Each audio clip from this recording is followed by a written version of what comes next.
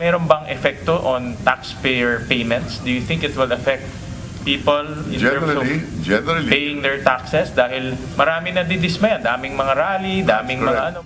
May epekto ang korupsyon sa operasyon ng gobyerno. Ito ang binigyan diin ni Senador Sherwin Gatchalian, chairperson ng Senate Committee on Finance, kasabay ng pagdinig para sa 2026 budget ng Department of Finance. Sa budget hearing kanina, siniyasat ng senador ang direktang epekto ng katiwalian sa pagbabayad ng buwis ng mga taxpayer. Ito ay habang marami anyang nadidismaya kasabay ng maraming rally na isinasagawa laban sa mga anomalya sa flood control projects ng pamahalaan. Kinumpirma naman ni Finance Secretary Ralph Recto ang pagbaba ng tax collections na sinasabing epekto ng issue ng katiwalian sa gobyerno. Do you see any slowdown in terms of paying taxes? Yes, nararamdaman na ng BIR yan. Medyo yung growth rate ng collection nila nababawasan ng konti, but so far, manageable naman lahat. Ayon kay Senador Win Gatchalian, hindi dapat mawala ang kumpiyansa ng taong bayan sa gobyerno. Ngunit may ilan anyang ibinibinbin ang pagbabayad ng buwis habang may iba naman na maaaring pinag-iisipan munang mabuti bago ang pagbabayad ng tax.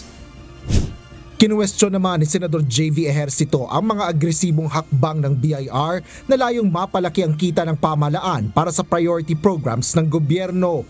Partikular na ito sa mga social media influencers, online sellers at iba pang unconventional source of revenue o kakaibang pinagmumulan ng kita. Pati po yung mga influencers, no? Pati nga po sila, may mga umaangal ako na kasama na they are also being assessed, no? Pero siguro naman ano lang, I hope that there will be yung pong basis na lang po siguro on computing the taxes para lang they don't feel that they are being singled out. Dumepensa naman dito si BIR Commissioner Romeo Lumagi Jr.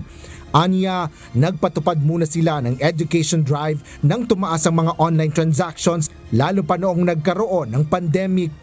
When we started, hindi naman agad natin talaga sila hinabol. It's really, actually nagpatawag po tayo ng mga meetings sa lahat ng mga different associations ng mga online sellers and mga social media influencers to educate them that they have obligation to register and pay taxes, kasi po naiintindihan po natin na marami rin po sa kanila na nagkaroon lang ng kita, nag-register, pero hindi nila alam yung kanilang obligasyon na kinakailangan palang magrehistro. Kaya naman yan po yung naging initial na focus po natin to educate them.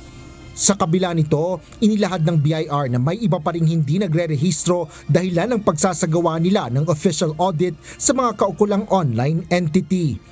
Asher Cadapan Jr., UNTV News and Rescue. Diyos ang aming sandigan, serbisyo publiko ang aming pinahahalagahan.